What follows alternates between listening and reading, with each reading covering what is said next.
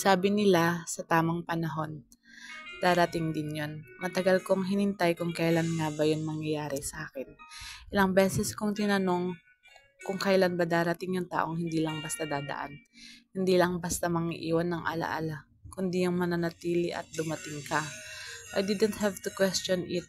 I didn't have to wait for signs. Kasi kahit hindi ko pa alam ang buong kwento mo, my heart chose you from the moment we met.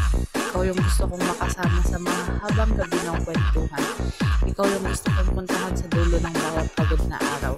And if I could go back and meet you for the first time again, I know my heart would still choose you over and over again.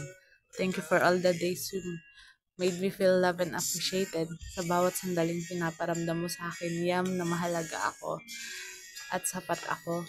Thank you. Happy second month, Sir Yam.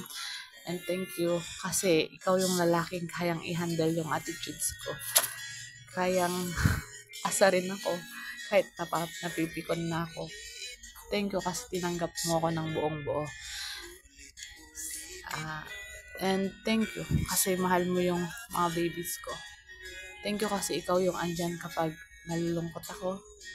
Ikaw yung tinatakbuhan ko. Ikaw yung nakakaalam kung ano ako. And thank you. Sorry if palagi kitang inaaway. Ibig sabihin nun, gusto ko lang ng lambing. Basta't lagi mo lang tatandaan na mahal kita at hindi ako bibitaw. Okay? Magkikita pa tayo soon. Hintay lang.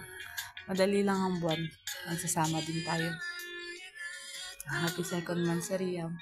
I love you. Ingat ka palagi dyan. Ingatan mo yung mga bata. Andito lang ako palagi. I love you.